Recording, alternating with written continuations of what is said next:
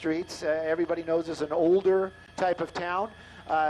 Built one of the originals out here in Southern California. So the streets are very tight and very narrow. And a lot of residential, so it's going to be interesting to see how this car handles that type of situation, and also how the officers handle that situation. Hopefully, there won't be any collisions, and hopefully that this will come to an end with just the suspect going into custody and nothing more. And if we could just go ahead and get a head count that you know of at this point in time, Stu, we have reported at least 2 people inside, and also a report of 3 people inside that vehicle. Do you know if they've been able to kind of hammer down how many people inside this suspect vehicle at this time? I have not got any information on that. I can try to double check here in just a moment, but as I understand it, is just the driver and the victim.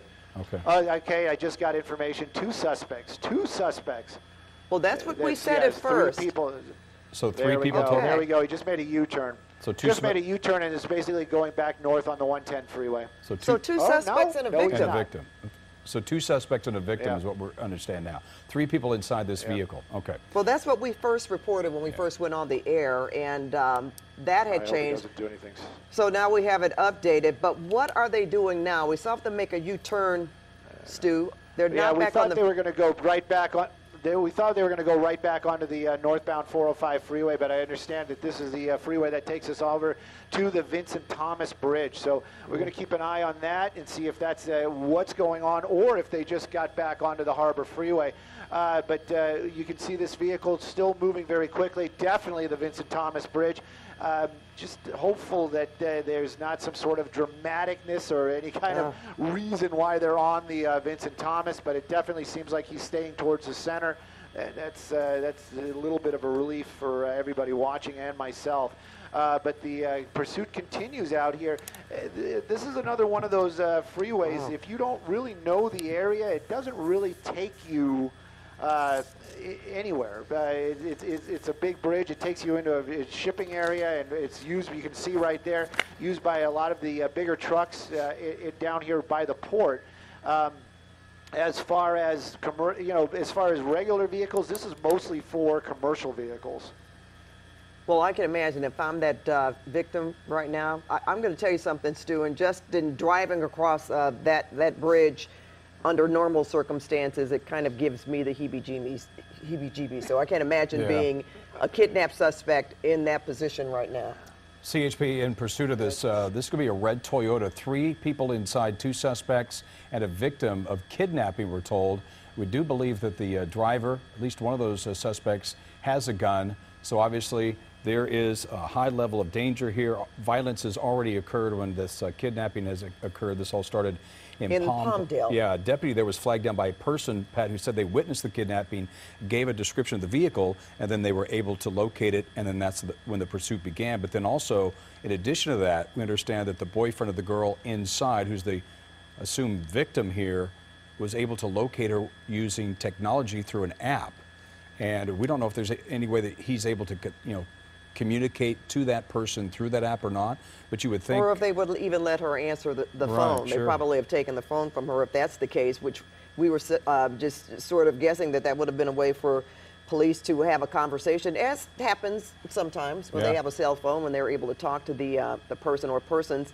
We didn't want to get too close, but Stu, we can certainly see someone else in the passenger side of this vehicle. Definitely the passenger window down there a little bit. You can see a hand outside the window. I would venture to say that is not the female victim. I could be wrong, but I'm just kind of going to throw that out there. It doesn't look like the female victim. And we're definitely in Long Beach right now. We're still on the 47. That's the freeway. We're approaching Ocean Boulevard. And you can see that person in there looking at a phone, maybe even watching us right now on the web.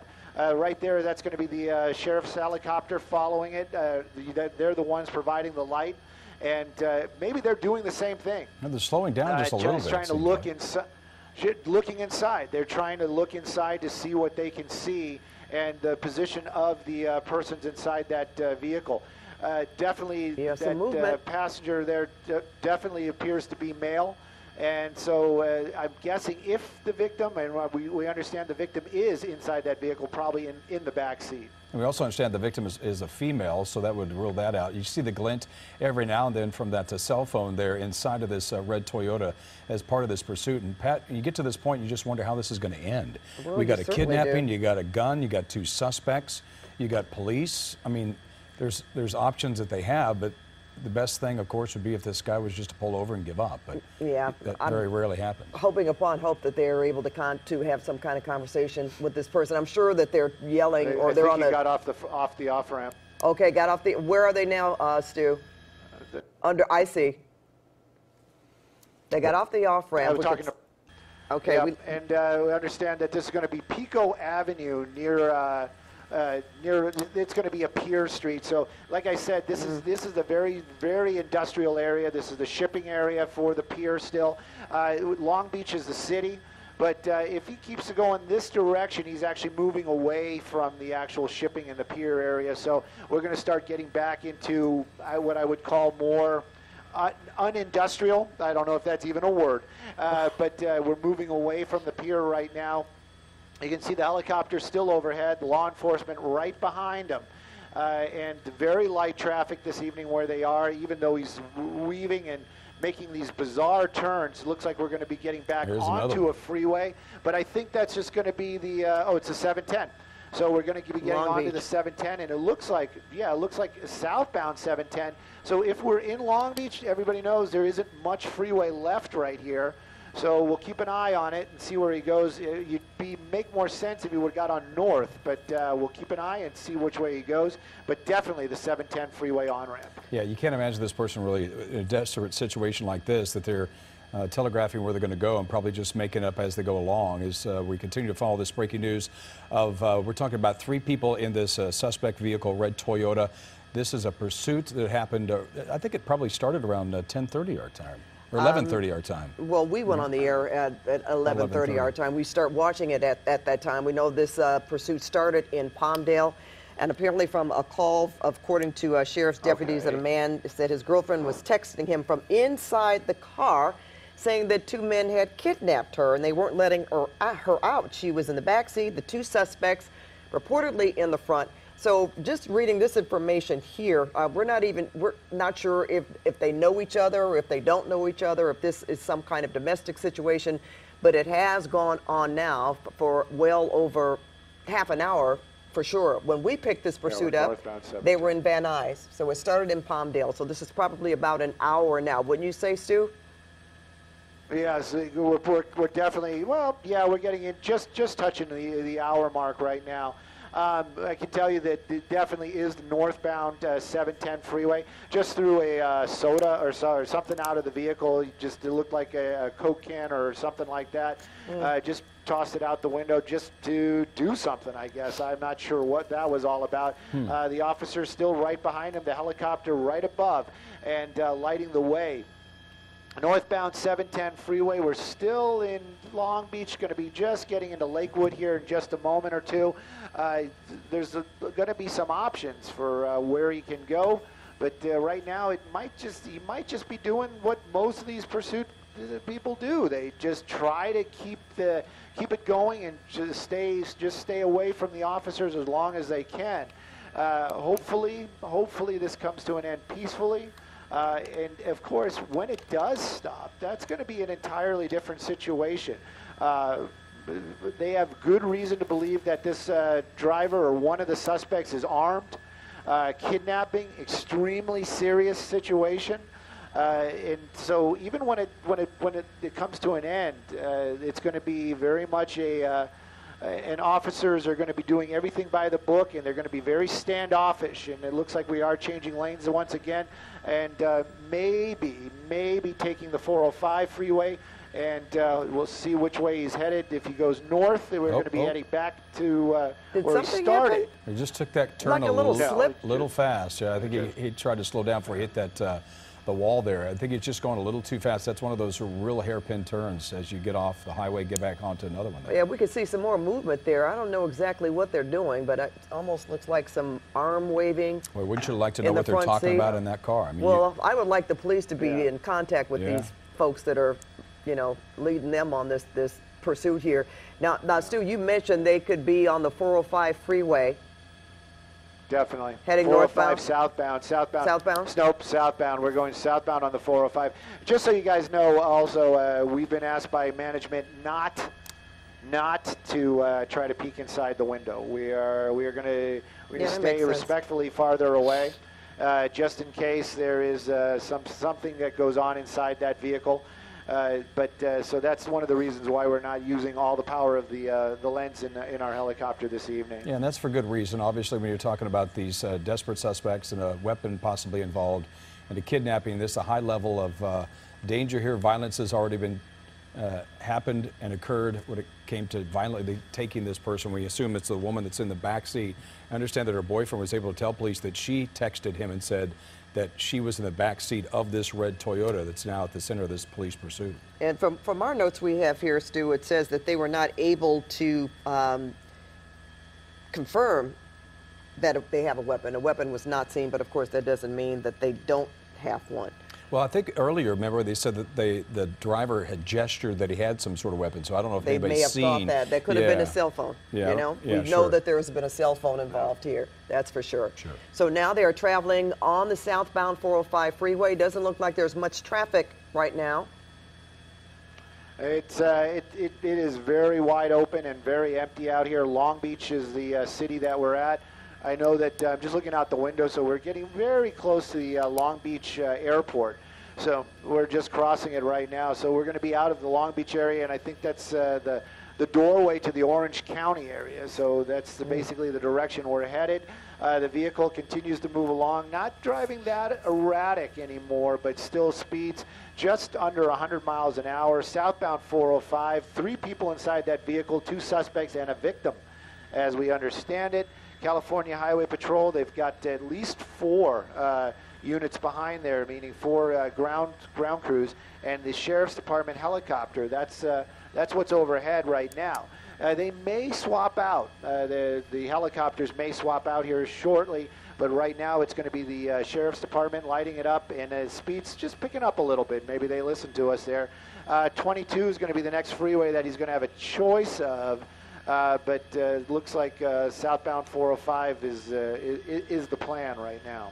Yeah, and that's interesting when you said plan, because it really doesn't look like they have too much of a plan, coming all the way from the Palmdale area, ending up in Long Beach, then turning around and going back southbound on the 405 freeway. The good thing here is we haven't seen, well, since they've been on the freeway anyway, any driving too erratically where other motorists on the freeway could possibly be in danger. They seem to be saying being relatively careful, if that's the right word to use. Yeah. Well, it certainly is better when you get on the highway when everybody's going in the same direction. We saw that earlier when we got on those residential streets. In the side streets, there was a bicyclist that came pretty close to, narrowly. You know, a near miss. Yeah, going through those intersections blindly, going through the red lights and the stop signs and whatnot. It's very dangerous as opposed to being on this highway where everybody's going the same direction. You don't want to have anybody go, you know, this 100 miles an hour, but at the same time, I guess there's a level of safety in this situation more so than those side streets. You know, Stu, you were saying that they could be approaching Orange County.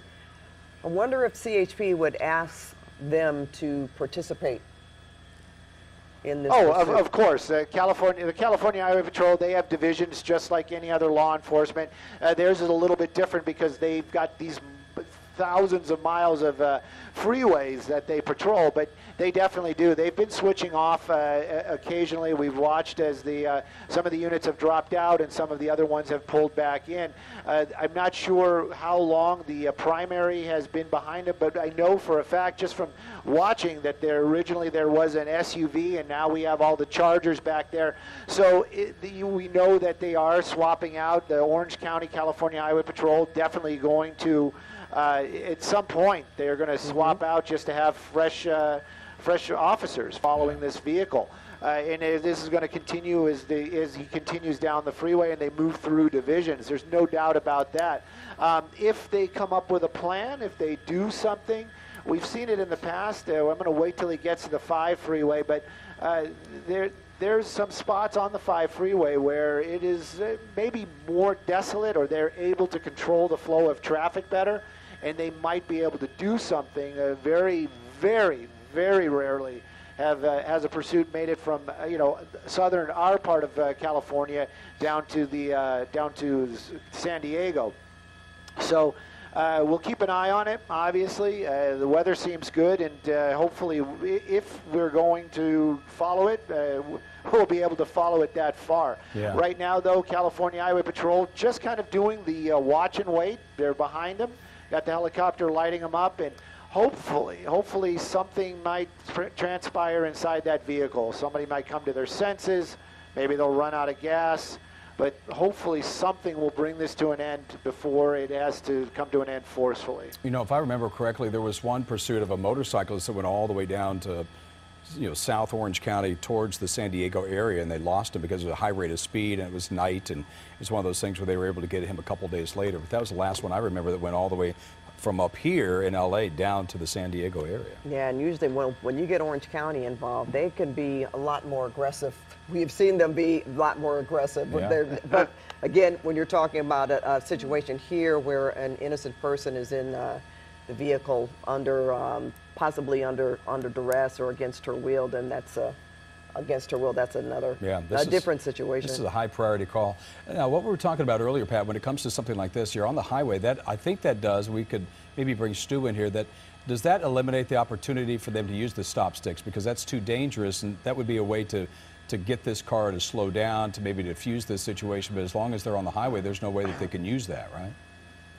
Well, right here on the 405, this is a larger portion of freeway, many lanes.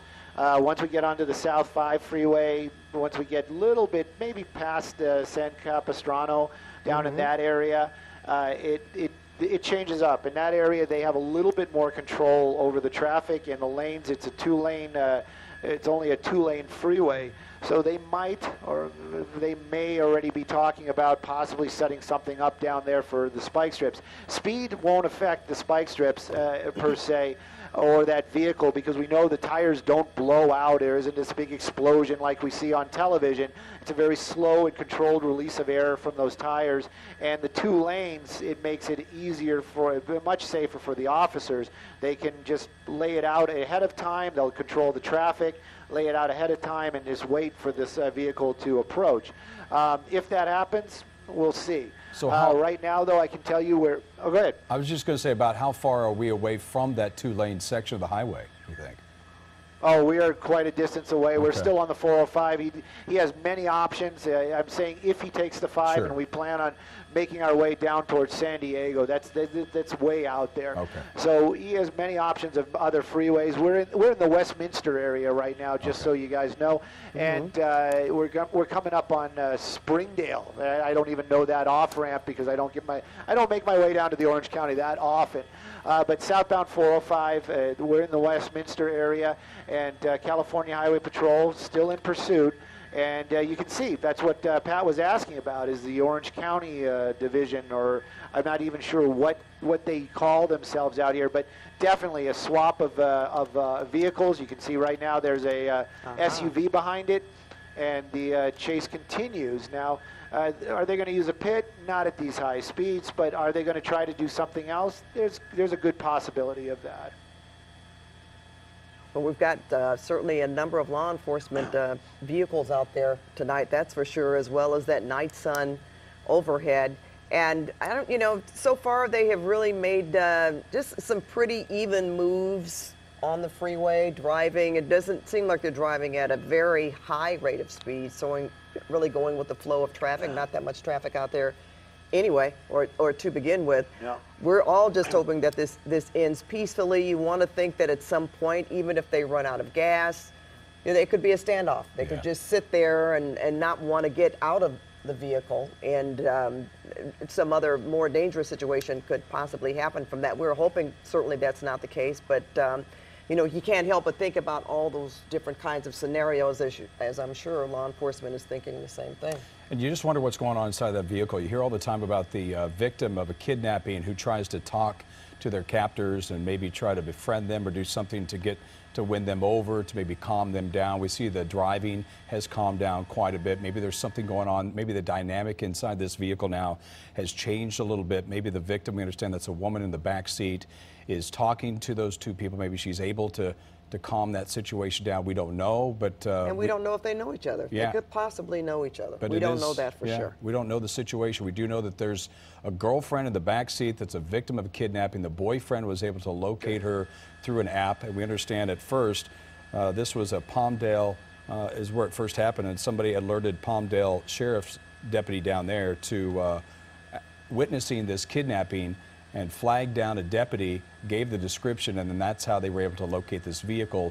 And then we also understand there's communication between the victim and the boyfriend as well. This is a red Toyota. This started more than an hour ago, this pursuit, and this is all started in Palmdale now, as you see it here on the 405 going southbound. At one point in time, Pat, was the 405, the 101, the 110, northbound 710, southbound 405 now. Yeah, they've been everywhere. Sure, Exactly where are we? Stu, can we get another location from you, sir? Yes, definitely. We're in the Fountain Valley area. We're approaching Warner.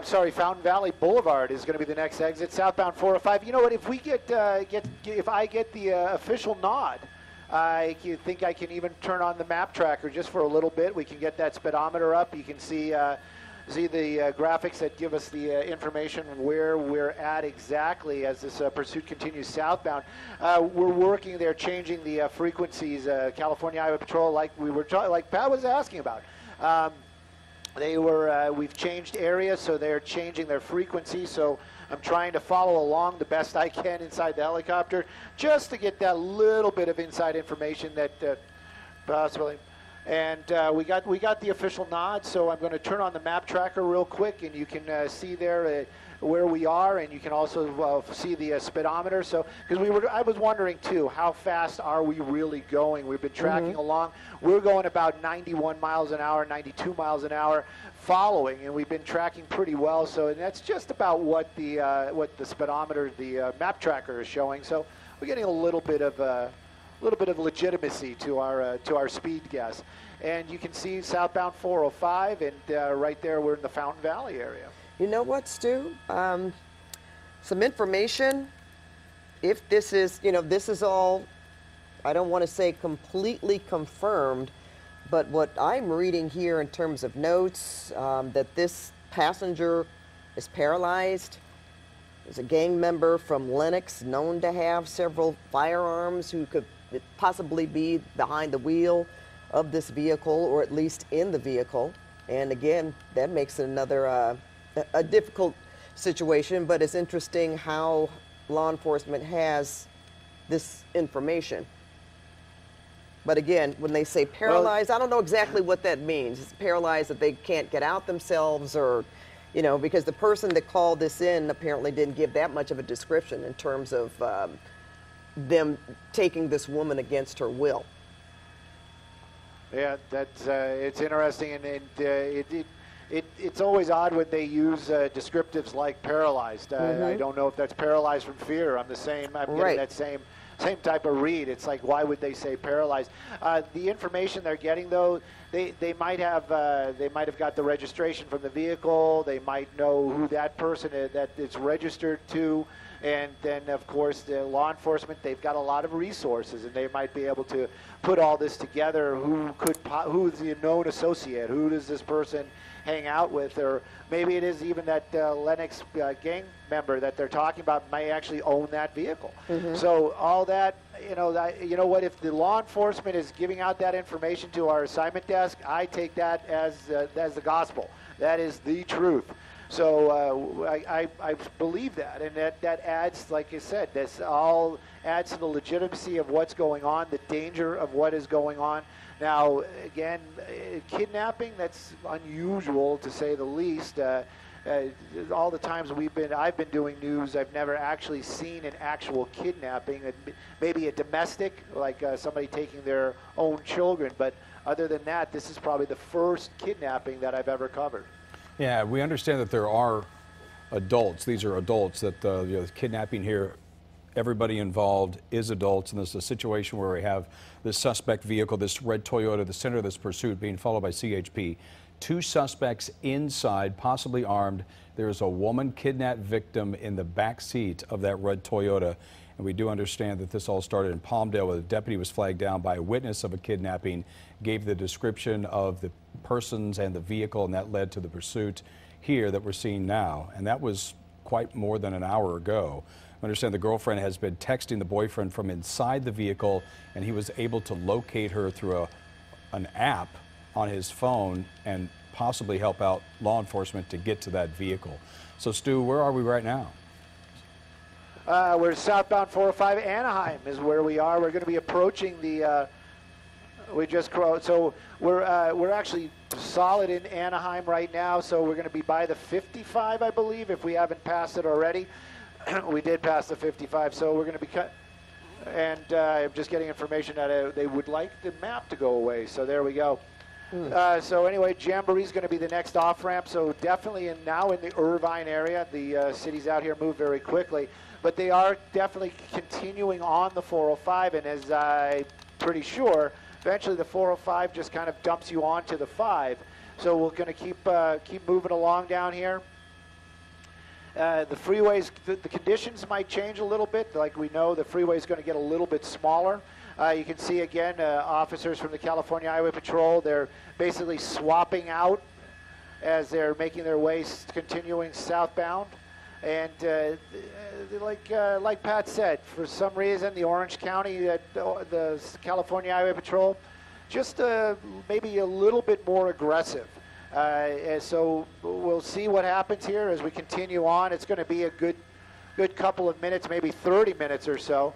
The vehicle's slowing down though a little bit as we're getting into the Irvine area. So like I've been hoping is that maybe they'll run out of gas.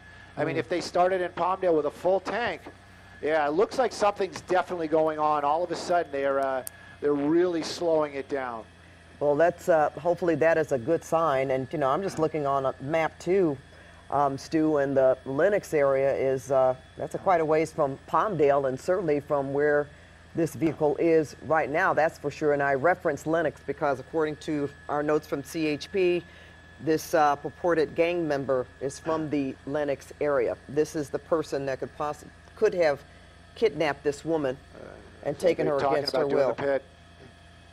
They're talking about doing a pit here? I'm just, if the vehicle continues to slow down, they might want to forcefully bring it to an end. What was that? They're talking about closures out here. He's just driving erratically. They're talking about a lot of closures out here. You can see the cones are out on the roadway, so perhaps they have some construction going on.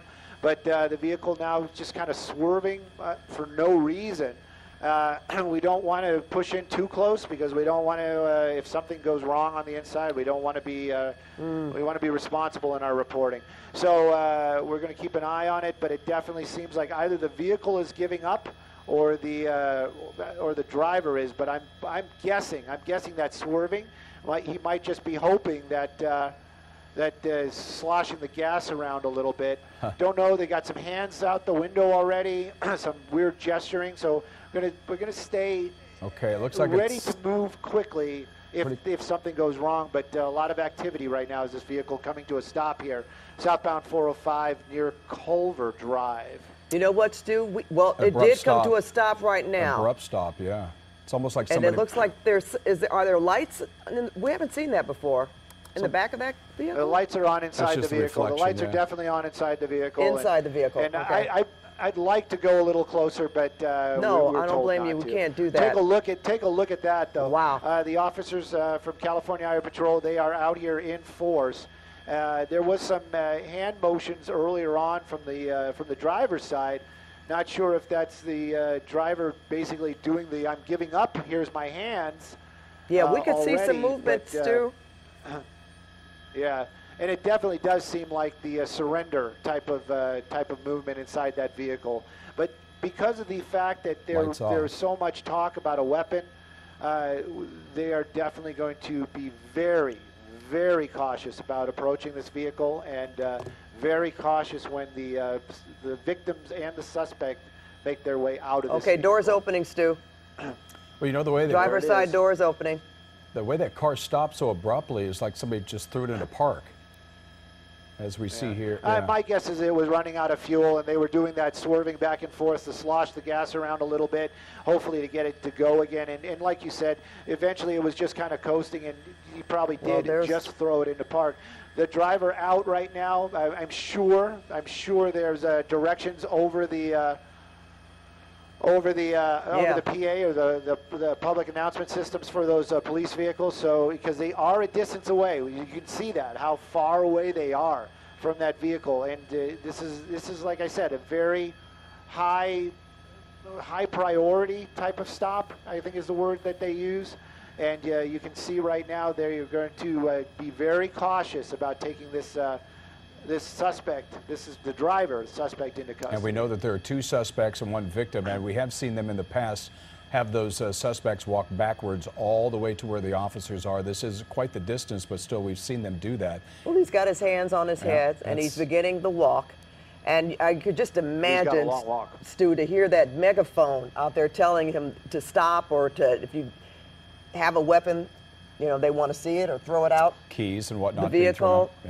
So as this is still a very tense situation, because as we have been saying, according to law enforcement, there were 2 people, 2 suspects in that vehicle, and a victim, a kidnapping victim. And this is the driver who is making that slow walk, as you mentioned, Stu, and they're doing it backwards too, eh? He's making pretty good time. He's almost there. Yeah, and this is going to happen that he'll have to get his waistband cleared by the police beforehand.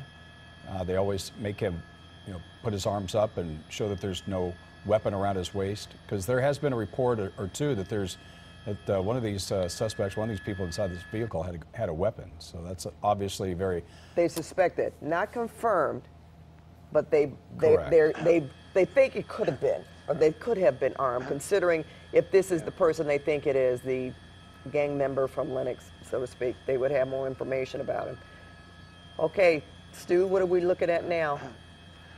The officers are putting the cuffs on the driver, and just so, just for a little clarification, I am listening to what the California Highway Patrol are talking about to their dispatch, and even us in the media, we try to confirm and we try to get the information as right as possible all the time. But just to let you know, even the dispatcher now saying to the officers, possible victim inside the vehicle, 2 suspects, possible victim. So if there's no victim, it's just one of those things where we're following the information that's been given to us. And again, but there's a good possibility that there is a victim inside there. So that driver in custody right now. Now I would think that they would have tried to get the victim out first. I would think that they would be over the PA saying we need the victim out. But if this victim is paralyzed in the physical sense of paralyzed, possibly they know that, and there's maybe she needs assistance to get out of the vehicle. Yeah. And you know what? How would they discern that, Stu? Because if they don't know for sure that there's another, if they don't know for sure if there is not, well, here's the door opening on the passenger side. So if that would be that second suspect, possibly, if the victim is paralyzed and cannot move, from reports that we've heard. And this is crucial. They close the door again, Stu. I thought the protocol was to have the driver of the vehicle come out first so they can disable the vehicle. I mean, I don't know if that's exactly right, but that would make sense to have the driver get out so there's no chance that if there was the victim to come out that would get run over or they took off or whatever the case may be. Okay, let's get back up to Stu. We saw that door open. We're watching just along with you. The door was open and then it did close again. Definitely, it looks as if though that there's other hands involved. So they're probably telling them, whoever that person is, to open the door, hands where we can see them, that type of situation, and then obviously exit. But why they're not exiting any faster than they are, that is a little unusual. Brennan is working to get the helicopter back over to just a little bit more so we can see inside that door and take a look what's going on. But it does look like this is the first time it maybe even the back windows are down, so there might actually be 3 people inside this vehicle. And again, we see that door open. We don't see anybody getting out right now, but yeah. And again, I guess very slow moving. Yeah, the back windows are definitely open. Okay, somebody's doing something. I can see some more movement. Yeah, the back windows are open, and you can see another hand out the back window there.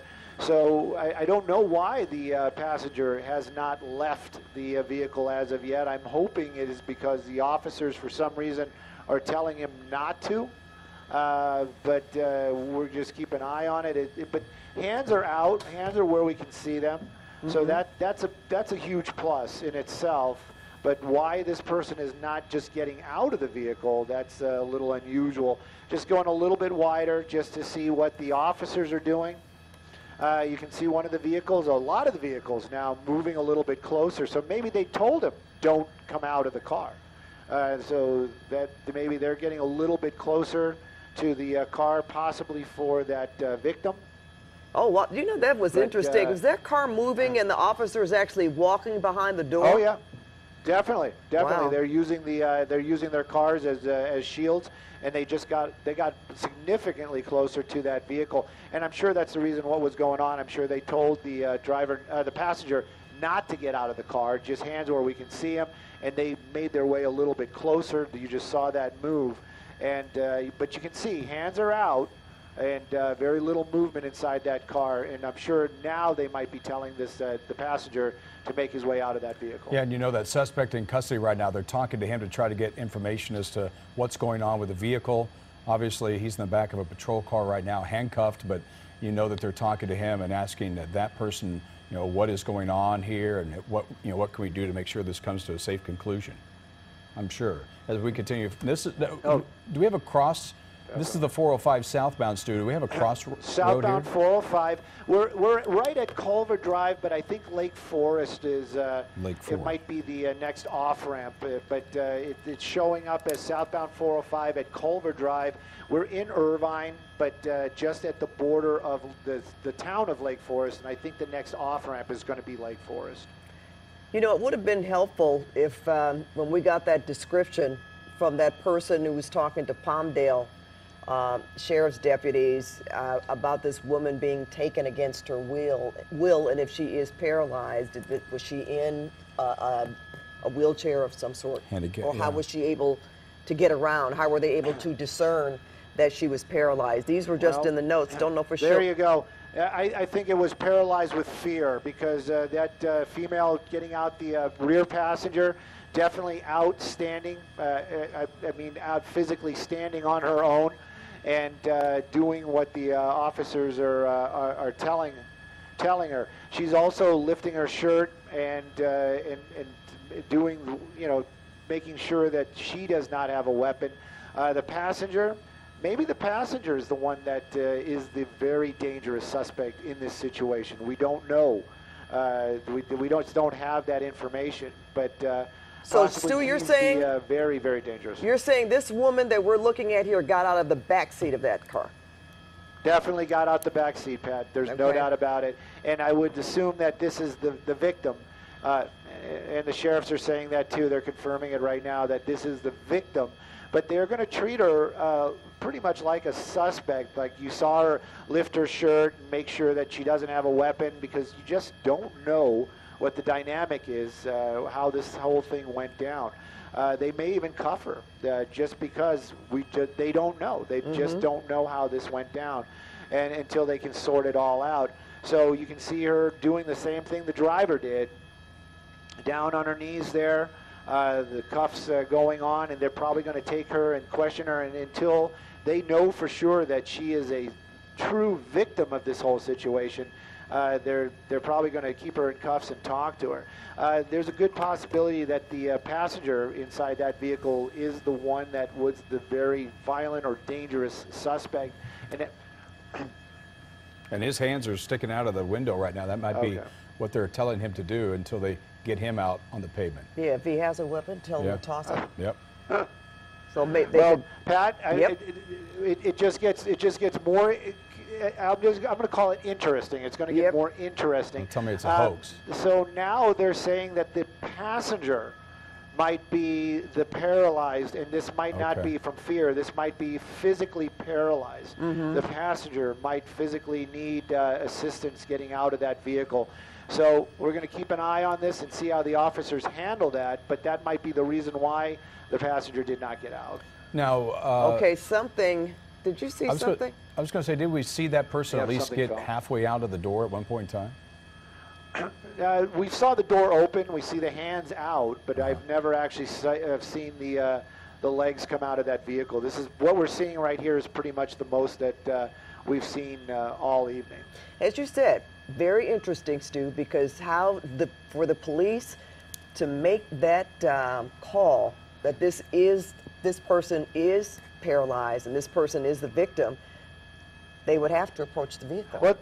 And they wouldn't want to do that. Pat, nobody said that the passenger was a victim. Nobody said a victim. They just said that the passenger may be physically paralyzed. Well, no, that's true. That's what it is. That's true. They don't have to be a victim. They could be paralyzed and be a suspect. It's very, very true there. Yes. So I wonder how this is going to occur. If this person is physically challenged, can't get out there, I would assume the officers would have to come up to the vehicle, guns drawn, and help to get that person out. That's what I was trying to ask Stu. That's why this would make it very interesting, because if they feel this person could possibly be armed, whether they're paralyzed or not, that's going to present a difficult situation for them. How do they approach the vehicle? That could be very dangerous if it's somebody that just refuses to get up, and you're talking about possible weapon inside the vehicle. You know, that's a high level of training that they have. I know they go through scenarios all the time and situations, but this is certainly one that I haven't seen at any point in time where there's somebody that might be physically challenged in the front seat of a car that cannot get out following a pursuit, and you know that they are asking that person to comply. And we know how situations are very fluid. Information is very fluid. The initial information we received from that person who talked to the Palmdale sheriffs was that the woman was in the back seat of the car. That's right. That's definitely what it was. No, they are definitely getting closer. You can see how the officers are getting closer to that vehicle, so it does seem like it is coming out that the passenger was the one that is physically paralyzed, and you can see the officers making their way over to the driver's side, the passenger side door, weapons drawn. I'm wondering why they're not having that door open, though. That's kind of interesting. But you know what? They're trained in tactics. We're trained in watching. So I'm gonna leave that up to them. Definitely a ballistic shield involved as well. It's a little dark down there, but that center officer, the one wearing the jacket, he's got a ballistic shield in front of him. So just in case there is a weapon, the officers are at least protected somewhat. And but it definitely looks like now they're doing the code 4, and it definitely looks like the passenger was the one who was paralyzed. They're taking him out of the vehicle. Now, if they're opening up the back, they're definitely, they're taking him out because they have to cuff him. There might be a wheelchair or something in the back. Maybe, there they go. That's what they're going after. They're going after the wheelchair that's in the back of the vehicle. So what, and again, have we confirmed, Stu, that this person is the suspect who's paralyzed and whose wheelchair was in the trunk of that car, or do we know for sure? This is definitely a suspect. Even though he's paralyzed, this is definitely a suspect, along with the driver. Those are two suspects, and the female. We're still calling her a victim, but how much of a victim? That's all going to come out later on when the investigation is finally taken care of. Now, see how this story, this whole thing, will have more information, obviously, of course, when we find out. But yeah, if she is not an actual victim, remember we said in the beginning, we don't know, do they know each other? Was this some kind of domestic situation? But Stu, great job. As we know now that all people, everyone that was in that car is in custody, and they are getting this person that was taken out of the passenger side is in the wheelchair that was in the trunk of this red Toyota. And after this started at 11 o'clock in Palmdale, almost 2 hours later, we come to this conclusion, and it's a good one. Nobody's injured. Nobody was hit by this vehicle. We thought maybe there might, at a point in time, there might have been some weapons and nobody was injured at all, and it looks like this has all come to a safe conclusion. Well, Stu, we're going to let you make that code 4 call. It's over, and like Jeff was just mentioning, nobody hurt, which is fantastic, and it does look like the vehicle ran out of gas in the end, but it all coming to an end, starting in Palmdale, ending out here in the Irvine Lake Forest area. Everybody in custody, and they're going to sort this all out, but very dangerous driving, very dangerous situation, and officers, all the officers involved, doing a fantastic job. There's no question about that. That's law enforcement at its finest, and we have they've got some assistance. Absolutely. But you like to see them working together, and that airship overhead certainly never lost its tracks. Okay, well, Stu, we're going to bid you and Brendan a good night, and we're going to have a good night ourselves. We're going to turn our viewers back to our regular KCAL 9 programming.